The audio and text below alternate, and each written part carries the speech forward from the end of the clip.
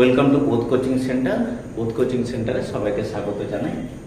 আমরা শুরু চলেছি ডাব্লিউবিপি প্রিভিয়াস ইয়ারের এমসিকিউ সিরিজ। এই কোশ্চেনগুলো ডাব্লিউবিপি ছাড়াও অন্যান্য পরীক্ষাতে খুব হেল্পফুল হবে। চলো শুরু করা যাক। দেখি প্রথম কোশ্চেন কি আছে। 1938 সালে সর্বপ্রথম কোন কংগ্রেস অধিবেশনে শ্রী সুভাষচন্দ্র বোস সভাপতি নির্বাচিত হন? খুব ভালো কোশ্চেন আছে। এটা হবে হরিপুরা কংগ্রেস। হরিপুরা কংগ্রেস 1938 সাল। তিনি ত্রিপুরী কংগ্রেস 1939 সালেও সভাপতি হিসেবে নির্বাচিত হন। এই অধিবেশনে ইলেকশন হয়েছিল। ইলেকশনে সুভাষচন্দ্র বোসের অপোজিশনে ছিলেন পট্টভি সীতারামাইয়া। ইনি মাননীয় মহাত্মা গান্ধীর মনোনীত প্রার্থী ছিলেন, কিন্তু নির্বাচনে ইনি পরাজিত হয়ে যান নেতাজি সুভাষচন্দ্র বোসের কাছে। মহাত্মা গান্ধী এই পরাজয়টা স্বীকার করতে পারেননি, তাই রাজনৈতিক মতবিরোধ শুরু হয়েছিল সুভাষচন্দ্র বোসের সাথে। সুভাষচন্দ্র বোস নিজে এই 1939 সালে কংগ্রেস ত্যাগ করে নিজের একটি দল তৈরি করেন, যার নাম ফরওয়ার্ড ব্লক। চৌরি চৌরার ঘটনা। চৌরি চৌরা হচ্ছে 1922 সালে 4 ফেব্রুয়ারি। এটা হয়েছিল অসহযোগ আন্দোলনের সময়। অসহযোগ আন্দোলন চলাকালীন উত্তরপ্রদেশের গোরখপুর নামক জায়গাতে ওখানে একটা চৌরি চৌরা অঞ্চল ছিল। সেখানে অসহযোগ আন্দোলনকারীরা আন্দোলন করতে গেলে ওখানকার থানার পুলিশ কর্তৃক, ইংরেজ পুলিশ কর্তৃক বাধা পায়। সেখানে একটা ক্লাসে থানাতে আগুন ধরিয়ে দেওয়া হয় এবং ইংরেজ পুলিশ অনেকেই পুড়ে নিহত হয়ে যান। এটা হচ্ছে চৌরি চৌরা ঘটনা। কলকাতা অধিবেশন, মানে কংগ্রেসের অধিবেশন সবচেয়ে বেশি কলকাতাতে হয়েছিল 10 বার। তার মধ্যে সেকেন্ড অধিবেশন, যেটা 1886 সালে হয়েছিল, সেটা কলকাতাতে হয়েছিল। এখানে প্রথম দাদাভাই নৌরোজি সভাপতি হয়েছিলেন। দাদাভাই নৌরোজি। তাছাড়া কলকাতাতে 1896 সালে যে হয়েছিল অধিবেশন হয়েছিল, সেই অধিবেশনে প্রথম বন্দে মাতরম গানটি গাওয়া হয়। তারপরে 1911 সালে অধিবেশনে জাতীয় সঙ্গীত, যেটা বর্তমানে জনগণ মন অধিনায়ক জয় হয়, সেটা গাওয়া হয়েছিল 1911 সালে। চলো নেক্সট কোশ্চেনে আসা যাক। মোহাম্মদ বিন তুগলক তার রাজধানী দিল্লি থেকে কোথায় স্থানান্তরিত করেন? মোহাম্মদ বিন তুগলক বংশের শাসক, তাকে পাগলা রাজা বলা হয়। পাগলা রাজা বলা হয় কারণ তিনি যেসব ডিসিশন নিয়েছিলেন সেই ডিসিশন প্রত্যেকটাই ব্লান্ডার হয়ে যায়। তো যাই হোক, তিনি শাসন করেছিলেন 1325 থেকে 1351 পর্যন্ত। দিল্লি থেকে রাজধানী দেবগিরিতে স্থানান্তরিত করেন 1327 সালে। দেবগিরিতে রাজধানী স্থানান্তর করার পর এটা রিনেম করে দেন। তো নাম করে দেন দৌলতাবাদ। তো দেবগিরির নতুন নাম হয়ে গেছিল দৌলতাবাদ। আবার 1334 সালে তিনি দেবগিরি থেকে রাজধানী আবার পুনরায় দিল্লিতে নিয়ে যান। তাঞ্জোর ছিল প্রথমে পল্লবদের রাজধানী। নেক্সট পল্লবদের পরে চোল বংশ এখানে রাজধানী স্থাপন করে, চোল। আচ্ছা, পাটলিপুত্র রাজধানী হচ্ছে মগধের রাজধানী, মগধ যেটা বর্তমানে বিহার। এটা স্থাপন করেন অজাতশত্রু। পাটলিপুত্র নগরটি স্থাপন করেন অজাতশত্রু এবং পাটলিপুত্রকে মগধের রাজধানী ক্যাপিটাল করেন উদয়ভদ্র। অজাতশত্রুর সন্তান। আচ্ছা, কনজ হচ্ছে হর্ষবর্ধনের রাজধানী। হর্ষবর্ধনের রাজধানী ছিল কনজ। চলো আসি নেক্সট কোশ্চেনে। শিখদের পঞ্চম ক কার ধারণা করার নির্দেশ কোন ধর্মগুরু? এটা হচ্ছে গুরু গোবিন্দ সিং। তিনি ছিলেন দশম গুরু। তিনি 5 ক এবং খালসা বাহিনীর প্রতিষ্ঠা করেন। খালসা আর্মি বাহিনী। গুরু রঞ্জিত সিং। পাঞ্জাবে অনেক ছোট ছোট এলাকা ছিল যাদেরকে বলা হতো মিশন। এই ছোট ছোট মিশনের মধ্যে একটা মিশন ছিল সুকার চুকিয়া। সেই মিশনের শাসক ছিলেন সুকার চুকিয়া মিশনের। তিনি পাঞ্জাবের সমস্ত ছোট ছোট মিশনগুলিকে এক জায়গাতে করে বর্তমানে যে পাঞ্জাব এরিয়া আছে, সেখানে পাকিস্তান এবং ভারতের টোটাল পাঞ্জাব মিলিয়ে যে অঞ্চলটা আছে, সেখানে শিখ সাম্রাজ্য তৈরি করেন, পাঞ্জাব নামে। তো তো রঞ্জিত সিংকে বলা হয় শের ই পাঞ্জাব, শের ই পাঞ্জাব, অর্থাৎ পাঞ্জাবের সিংহ। গুরু হরগোবিন্দ 6তম গুরু, তিনি তখ্ত তৈরি করেন। গুরু তেগ বাহাদুর 9ম গুরু। আচ্ছা, চলো আসি পরের কোশ্চেন। কত সালে মহাত্মা গান্ধী ডান্ডি অভিযান শুরু করেন? ডান্ডি অভিযান শুরু করেছিলেন মহাত্মা গান্ধী 1930 সালে। 1930 সালে সবরমতী আশ্রম থেকে শুরু করেন। সবরমতী আশ্রম, এটা আছে কোথায়? আহমেদাবাদ, গুজরাট। 12ই মার্চ স্টার্ট হয়েছিল। 12ই মার্চ স্টার্ট। এটা এক প্রকার আইন অমান্য আন্দোলন ছিল। ইংরেজদের লবণের উপরে যে মনোপলি ছিল, একচেটিয়া বাণিজ্য ছিল, সেটাকেই অমান্য করার এটা প্রচেষ্টা করেছিলেন উনি। প্রথম যখন আইন অমান্য আন্দোলনে ডান্ডি অভিযান শুরু করেন, সদস্য ছিল প্রথমে 78 জন। তিনি পায়ে হেঁটে প্রায় 240 মাইল অতিক্রম করে ডান্ডি নামক জায়গাতে পৌঁছে লবণ আইন ভেঙে দেন। চলো আসি পরের কোশ্চেনে। পিটের ভারত শাসন আইন কত সালে পাস হয়েছিল? ভালো কোশ্চেন। পিটস ইন্ডিয়া অ্যাক্ট, এটা 1784। Pitt's India act 1784, answer B. আচ্ছা, এখানে বোর্ড অফ ডিরেক্টর গঠন করা হয়। বোর্ড অফ ডিরেক্টরস গঠন করা হয়। এটাতে সদস্য সংখ্যা ছিল 6 জন। 6 জনের মধ্যে ভাগ ছিল 3/3। 3 জন ছিল দেশীয় রাজা আর 3 জন ছিল ইংরেজের এমপ্লয়, অর্থাৎ ইস্ট ইন্ডিয়া কোম্পানির এমপ্লয় ছিল এর মধ্যে। চলো আসি পরের কোশ্চেন। পল্লব বংশের শ্রেষ্ঠ সম্রাট কে ছিলেন? ভালো কোশ্চেন। পল্লব বংশের শ্রেষ্ঠ সম্রাট ছিলেন নরসিংহবর্মন, পল্লব বংশের। দ্বিতীয় পুলকেশী চালুক্য বংশের শাসক ছিলেন। প্রথম রাজরাজ ছিলেন চোল বংশের শাসক এবং দক্ষিণ ভারতের সর্বশ্রেষ্ঠ রাজা। তৃতীয় গোবিন্দ ছিল রাষ্ট্রকূট বংশের, রাষ্ট্রকূট বংশের শাসক ছিলেন তৃতীয় গোবিন্দ। চলো দেখি পরের কোশ্চেন। নিচের কোন বড়লাটকে ভারতের রেলপথ নির্মাণের পথিকৃৎ বলা হয়? রেলপথ নির্মাণ পথিকৃৎ Lord Dalhousie, father of Indian rail বলা হয় ওনাকে। আচ্ছা, লর্ড কার্জন বঙ্গভঙ্গের সঙ্গে যুক্ত, বঙ্গভঙ্গের সঙ্গে যুক্ত। বঙ্গভঙ্গ 1905, বঙ্গভঙ্গ রদ হয়েছিল 1911। লর্ড মেও 1872 সালে ভারতে প্রথম সেন্সাস করেন। প্রথম জনগণনা হয়েছিল 1872 সালে। এটা কার সময় হয়? লর্ড মেও। লর্ড কর্নওয়ালিস চিরস্থায়ী বন্দোবস্তের সাথে যুক্ত, চিরস্থায়ী বন্দোবস্ত, যাকে সূর্যাস্ত আইনও বলা হয়ে থাকে। চলো দেখি পরের কোশ্চেন। সংহিতা, আরণ্যক, মহাভারত ও উপনিষদের মধ্যে কোনটি বেদের অংশ নয়? অপর নাম হচ্ছে কি? বেদের অপর নাম হচ্ছে শ্রুতি। কারণ শুনে শুনে মনে রাখতেন তো। বেদের 4টা ভাগ। একটা হচ্ছে ঋগ্বেদ, 2 নম্বর হচ্ছে সামবেদ, 3 নম্বর হচ্ছে অথর্ববেদ, আর একটা হচ্ছে যজুর্বেদ। যজুর্বেদ। ঋগ্বেদে কি আছে? বেদের মধ্যে সবচেয়ে বড় বেদ হচ্ছে ঋগ্বেদ। এখানে আছে গায়ত্রী মন্ত্র, গায়ত্রী মন্ত্র। আচ্ছা, সামবেদে কি আছে? সঙ্গীত, সঙ্গীত। অথর্ববেদে কি আছে? অথর্ববেদে আছে জাদু মন্ত্র, জাদু বিদ্যা। আর যজুর্বেদে আছে যুদ্ধবিদ্যা, যুদ্ধবিদ্যা। তো বেদের অংশ নয় মহাভারত। আসি পরের কোশ্চেনে।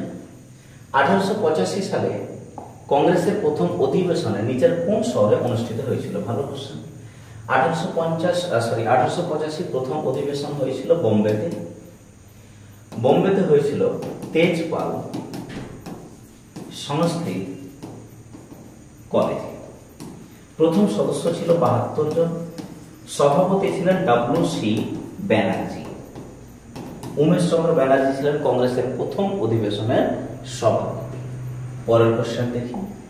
নিম্নলিখিত কোন সম্রাট বাংলার আকবর নামে পরিচিত ছিলেন? ভালো কথা। বাংলার আকবর হলেন আলাউদ্দিন হোসেন শাহ। আলাউদ্দিন হোসেন শাহ, আলাউদ্দিন হোসেন শাহ, অর্থাৎ অপশন সি হচ্ছে রাইট অ্যান্সার, হোসেন শাহ। তিনি সম্রাট আকবরের মতো ক্ষমতাবান ছিলেন বাংলাতে এবং ধর্ম সহিষ্ণুতার দিক থেকে আকবরের সমতুল্য বলা যেতে পারে এনাকে। চলো দেখি পরের কোশ্চেন। ইম্পেরিয়াল ব্যাংক অফ ইন্ডিয়ার বর্তমান নাম কি? খুব ভালো কোশ্চেন। ইম্পেরিয়াল ব্যাংক অফ ইন্ডিয়ার বর্তমান নাম হচ্ছে এসবিআই। ইম্পেরিয়াল ব্যাংক যেটা আছে সেটা তৈরি হয়েছিল 1921 সালে। কিভাবে তৈরি হয়েছিল? তিনটা ব্যাংক ছিল, bank of Kolkata, bank of Mumbai, bank of Madras. এই তিনটা ব্যাংক একসাথে মার্চ হয়ে 1921 সালে তৈরি হয় ইম্পেরিয়াল ব্যাংক অফ ইন্ডিয়া। পরবর্তীতে 1935 সালে ভারত শাসন আইনে যে ব্যাংকিং হয়েছিল, অ্যামেন্ডমেন্ট হয়েছিল ব্যাংকিং অ্যাক্ট, সেই 1935 সালে তৈরি হয় আরবিআই। এই আরবিআই হওয়ার আগে ভারতের সেন্ট্রাল ব্যাংক হিসেবে কাজ করত ইম্পেরিয়াল ব্যাংক অফ ইন্ডিয়া। যখন আরবিআই তৈরি হয়ে যায় 1935-এ, তখন imperial bank of India as a central bank কাজ করতো না। তারপরে 1955 সালে ইম্পেরিয়াল ব্যাংকের ন্যাশনালাইজেশন হয়ে যায়, জাতীয়করণ হয়ে যায় এবং নাম চেঞ্জ হয়ে তৈরি হয় স্টেট ব্যাংক অফ ইন্ডিয়া। তো দেখি আরবিআই কবে তৈরি হলো? 1935 সালে। বর্তমানে এর গভর্নর হচ্ছে Sanjay Malhotra. Central bank of India তৈরি হয়েছে 1911 সালে মুম্বাইয়ে এবং headquarter Mumbai. United bank of India 1950 সালে তৈরি হয়েছে কলকাতাতে। চলো আসি পরের প্রশ্ন। নিচের কোনটি প্রত্যক্ষ কর নয়? খুব ভালো কোশ্চেন। ডাইরেক্ট ট্যাক্স নয়, মানে হচ্ছে অপ্রত্যক্ষ কর, ইনডিরেক্ট ট্যাক্স। এটা হচ্ছে তোমার জিএসটি। আচ্ছা, ডাইরেক্ট ট্যাক্স ইনডাইরেক্ট ট্যাক্স বোঝা যাবে কিভাবে? যে ট্যাক্সটা আমরা সরাসরি প্রদান করে থাকি, অর্থাৎ যে ট্যাক্স দিতে আমাদের কষ্ট হয় না, যেমন ইনকাম ট্যাক্স। তুমি চাকরি পাবে, বেতন থেকে অটোমেটিক সরকার কেটে নেবে ইনকাম ট্যাক্স। প্রপার্টি ট্যাক্স, সম্পত্তি কর কেনা বেচার সময় কি দিতে হয় সরাসরি ট্যাক্স। কর্পোরেশন ট্যাক্সও দিতে হয়। জিএসটি, আমরা ছোট কোনো প্রোডাক্ট 1 টাকা কিনলে 1 টাকায় দাম দিই, ওর মধ্যে জিএসটি কাটা পড়ে যায়। ন্যাশনাল স্টক এক্সচেঞ্জ, ভালো কোশ্চেন আছে। ন্যাশনাল স্টক এক্সচেঞ্জ কোথায় অবস্থিত? এনএসই যাকে বলা হয়। এটা অবস্থিত মুম্বাইয়ে। এটা প্রতিষ্ঠা হয় 1992 সালে এবং ফাংশনিং হয়, কাজ শুরু হয় 1994 সাল থেকে। তো কোথায় অবস্থিত? মুম্বাই। Option D. আসি পরের কোশ্চেনে। গ্রানাইট কোন ধরনের শিলার উদাহরণ? বাচ্চা ছেলেও জানে গ্রানাইট কোন ধরনের শিলা। গ্রানাইট হচ্ছে আগ্নেয় শিলার উদাহরণ, গ্রানাইট। চলো আসি। নীলগিরি পর্বতের উচ্চতম শৃঙ্গের নাম কি? নীলগিরি পর্বতের উচ্চতম শৃঙ্গ হচ্ছে দোদাবেতা। এটা কোথায় অবস্থিত? তামিলনাড়ু। উচ্চতা প্রায় 8000, সম্ভবত 8652 ফিটের মতো মোটামুটি উচ্চতা। আচ্ছা, চলো আসি পরের কোশ্চেনে। ভারতীয় সংবিধানের কোন সংশোধনের মাধ্যমে প্রস্তাবনার সঙ্গে সমাজতান্ত্রিক ও ধর্মনিরপেক্ষ শব্দ দুটি যুক্ত করা হয়েছে? ভালো কোশ্চেন। চলো দেখো। সমাজতান্ত্রিক ও ধর্মনিরপেক্ষ শব্দটা যুক্ত করা হয় 42তম সংশোধনী 1976 সালে। এখানে এত সংবিধান সংশোধন হয়েছিল, এতগুলা আর্টিকেল অ্যাড হয়েছিল যে এটাকে বলা হয় মিনি কনস্টিটিউশন। মিনি কনস্টিটিউশন বলা হয়। এটা যুক্ত হয়, সঙ্গে আরো যুক্ত হয় ফান্ডামেন্টাল ডিউটি, মৌলিক কর্তব্য। তোমার পার্ট 4 এতে যুক্ত করা হয়েছিল। আর্টিকেল হচ্ছে 51A, মৌলিক কর্তব্য যুক্ত করেছে। আচ্ছা, 41 নম্বর সংশোধন কবে হয়েছে? 1976 সালে হয়েছে। এখানে তোমার পাবলিক সার্ভিস কমিশনের চেয়ারম্যান এবং অন্যান্য সদস্যদের রিটায়ারের বয়স তোমার 60 থেকে বাড়িয়ে 62 করা হয়েছিল। আচ্ছা, 52তম সংশোধন হয়েছিল তোমার 1985 সালে হয়েছিল। এখানে কি হয়েছে? দল ত্যাগ বিরোধী আইন তৈরি হয়েছে। চলো আসি নেক্সট কোশ্চেনে। ঝুলন্ত উপত্যকা কিসের দ্বারা সৃষ্ট ভূমির উপর উদাহরণ? ভালো কোশ্চেন। ঝুলন্ত উপত্যকা হচ্ছে তোমার হিমবাহ সৃষ্ট একটা ভূমিরূপ, হিমবাহ দ্বারা সৃষ্টি হয়। এটা হিমবাহ দ্বারা আরো সৃষ্টি হয় করি বা আর্ক, সার্ক। তারপর হচ্ছে তোমার যেমন হ্যাঙ্গিং ভ্যালি ইত্যাদি তৈরি হয় হিমবাহের ক্ষয় কার্যের ফলে। আচ্ছা, চলো আসি পরের প্রশ্ন। হেমাটাইট কোন খনিজ পদার্থের আকরিক? ভালো কোশ্চেন। হেমাটাইট হচ্ছে লোহার আকরিক। লোহার হেমাটাইট যাকে বলা হয় রেড হেমাটাইট,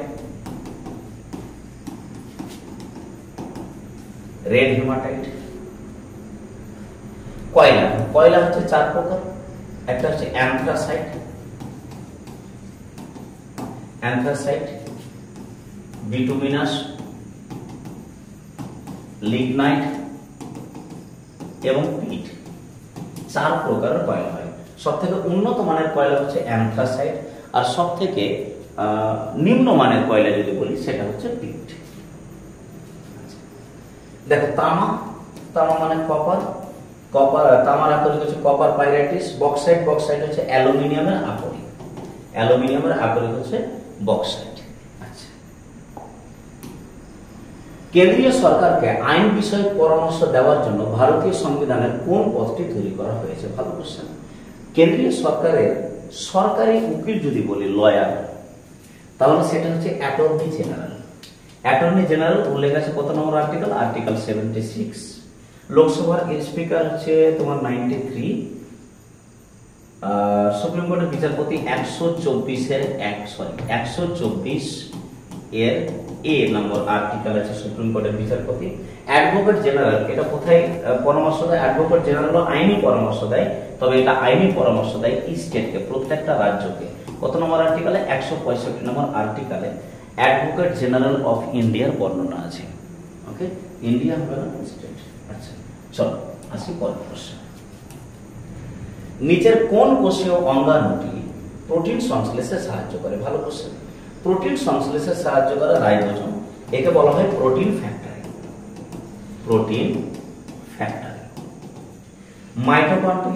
মাইটোকন্ড্রিয়াকে বলা হয় পাওয়ার হাউস। কেন? মাইটোকন্ড্রিয়া কোষের শক্তির যোগান দেয় এবং এটিপি যৌগের মাধ্যমে শক্তির সঞ্চয় রাখে। আচ্ছা, সেন্ট্রিওল কি কাজ করে? স্পিন্ডল ফাইবার তৈরি করে,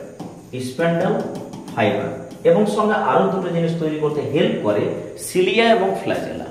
কিছু এককোষী জীব আছে যাদের গমনাঙ্গ সিলিয়া অথবা ফ্ল্যাজেলা আছে, তাদের সিলিয়া ফ্ল্যাজেলা তৈরি করতে সাহায্য করে সেন্ট্রিওল। লাইসোজোম কি করে? লাইসোজোম কোষের বর্জ্য পদার্থ এবং যেগুলো পুরাতন ড্যামেজ হয়ে যাওয়া কোষ এবং কোষের মধ্যে যদি জীবাণু প্রবেশ করে তাদেরকে ধ্বংস করে, এবং ধ্বংস করার সময় যদি বেশি আক্রমণাত্মক হয়ে যায় বা বেশি প্রয়োজন হয় তো নিজেই সুইসাইড করে না, এই জন্য এটাকে বলা হয় সুইসাইডাল ব্যাগ, বলে আত্মঘাতী থলি। কোষের আত্মঘাতী থলি বলা হয় লাইসোজোমকে। আচ্ছা, চলো পরের কোশ্চেনে আসি। ওরাইজা স্যাটাইভা কার বিজ্ঞানসম্মত নাম? ভালো কোশ্চেন। ওরাইজা স্যাটাইভা হচ্ছে ধানের বিজ্ঞানসম্মত নাম। আমের বিজ্ঞানসম্মত নাম? আম মানে ম্যাঙ্গো, ম্যাঙ্গিফেরা ইন্ডিকা আমের বিজ্ঞানসম্মত নাম। মটর হচ্ছে পাইসাম স্যাটাইভাম। ধান তো বললাম ওরাইজা স্যাটাইভা, আর গম হচ্ছে ট্রিট্রিকাম অ্যাস্টিভাম। তাহলে আমের ম্যাঙ্গিফেরা ইন্ডিকা, মটর পাইসাম স্যাটাইভা, ধান ওরাইজা স্যাটাইভা, গম হচ্ছে ট্রিট্রিকাম অ্যাস্টিভাম। তাহলে উত্তর হচ্ছে আমার ধান। চলো আসি পরের কোশ্চেনে, 22 নম্বর কোশ্চেন। দেখি নিচের কোনটি এককোষীয় জীব নয়? ভালো কোশ্চেন বলছে।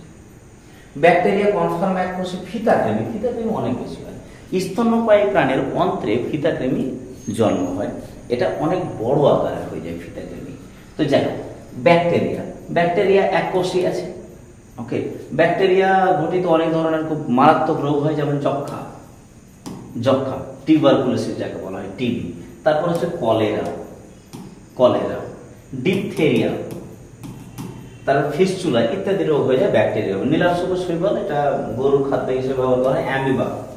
অ্যামিবা হিস্টোলাইটিকা এর বিজ্ঞানসম্মত নাম, এটা রোগ হয়ে যায়। চলো আসি পরের কোশ্চেন। মানব শরীরে কত জোড়া লালা গ্রন্থি থাকে? মানব শরীরে লালা গ্রন্থির সংখ্যা হচ্ছে 3 জোড়া। এক নম্বর হচ্ছে প্যারোটিড গ্ল্যান্ড, প্যারোটিড গ্ল্যান্ড যেটা থাকে তোমার কানের নিচে এবং গালের দুই পাশে থাকে প্যারোটিড গ্ল্যান্ড। প্যারোটিড গ্ল্যান্ড হচ্ছে সবথেকে বড় লালা গ্রন্থি, বড় লালা গ্রন্থি, সবথেকে বড় লালা গ্রন্থি।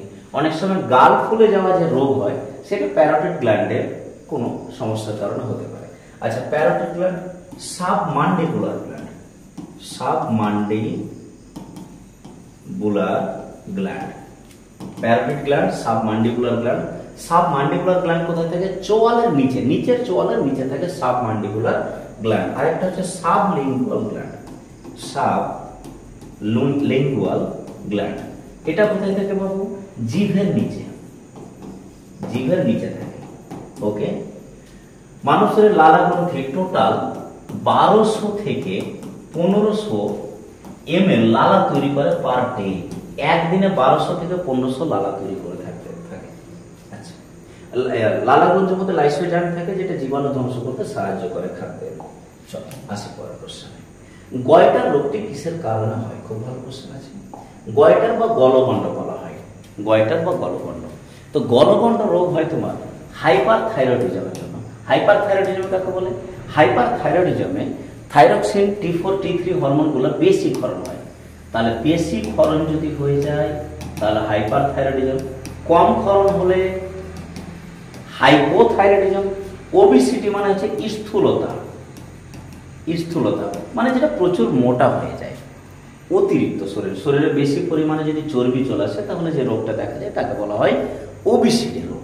আসি diabetes mellitus, lack of insulin, ইনসুলিনের অভাবে যে রোগ হয় তাকে বলা হয় ডায়াবেটিস মেলিটাস, যেটাকে আমরা সাধারণ ভাষায় সুগার বলে থাকি। এতে কি হয়?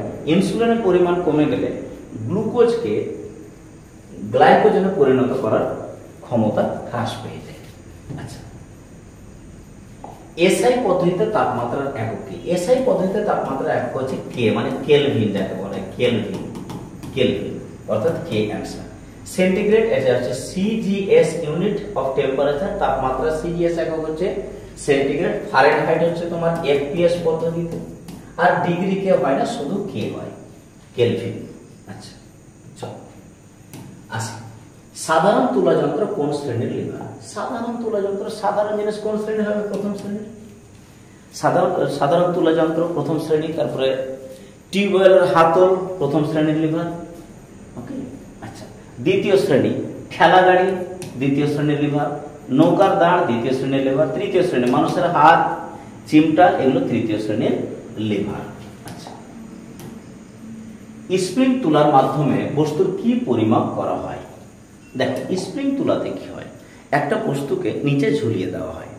তো একটা বস্তুর মধ্যে সবসময় যেটা থাকে সেটা হচ্ছে ভর, আর ওর সাথে পৃথিবী নিজে টানবে, তাহলে ভরের সঙ্গে লাগলো অভিকর্ষজ ত্বরণ যাকে জি বলা হয়, অর্থাৎ ভর হচ্ছে এম, সঙ্গে জি, এম জি, এটাকে বলে ওজন, বা আরেকটা ভাষায় বলে ভার। তাহলে স্প্রিং তুলা যন্ত্রে আমরা কি মেপে থাকি? ভার মেপে থাকি। আচ্ছা, ভর কিসে মাপবো? ভর মাপো সাধারণ তুলা যন্ত্রে ভর মাপা হয়। আচ্ছা, বলের একক, বলের একক বুঝতে পারছো, নিউটন। এসআই পদ্ধতিতে নিউটন, আর সিজিএস পদ্ধতিতে হচ্ছে ডাইন। অভিকর্ষজ ত্বরণ মান হচ্ছে ছোট হাতের জি, যার মান 9.81 metre per second square, metre per second square. বা সিজিএস এ যদি বলি, এটা এসআই ইউনিটও বললাম, সিজিএস হচ্ছে 980 cm per second square. Okay, এটা হচ্ছে অভিকর্ষজ ত্বরণ, পৃথিবীর অভিকর্ষজ ত্বরণ। আচ্ছা, পরের কোশ্চেনে আসি। যে বল দ্বারা পৃথিবী কোনো বস্তুকে নিজ কেন্দ্রের দিকে আকর্ষণ করে তাকে ওই বস্তুর কি বলা হয়? ভালো কোশ্চেন বলছি। পৃথিবীর ক্ষেত্রে ওই বলটাকে তো বলা হয় অভিকর্ষজ ত্বরণ, কর্ষজ ত্বরণ, এটা পৃথিবীর ক্ষেত্রে। কিন্তু বস্তুর ক্ষেত্রে সেটা হয়ে গেল তোমার ওজন, অর্থাৎ বস্তুর ক্ষেত্রে সেটা কি হবে বাবু? ভার হবে। এখানে কনফিউজ হয়ে যেতে পারো, যদি এই কোশ্চেনটা ভালোভাবে খেয়াল না করে তাহলে 90% স্টুডেন্ট অভিকর্ষজ ত্বরণ উত্তর দিবে, কিন্তু অ্যাকচুয়ালি উত্তর হবে ভার, কারণ তাকে ওই বস্তুর কি বলা হয়? ওই বস্তুর ত্বরণ বলে না, পৃথিবীর অভিকর্ষজ ত্বরণ। চলো, প্রমাণ চাপ ও উষ্ণতায় 1 গ্রাম মোল কোনো গ্যাসের আয়তন কি হবে। এনটিপিতে গ্যাসের আয়তন সবসময় হয় 22.4 লিটার। এটা মাথায় করে নাও। আচ্ছা চলো আসি পরের কোশ্চেন। পটাশিয়ামের রাসায়নিক সংকেত কি? ভালো কোশ্চেন। আচ্ছা এন এ কি? এন এ হচ্ছে বাবু sodium, P for phosphorus, K for potassium, K উত্তর। T for platinum, okay. তো তাহলে আজকে এই পর্যন্ত, দেখা হচ্ছে নেক্সট ডে আরো অনেক কোশ্চেন নিয়ে। নমস্কার।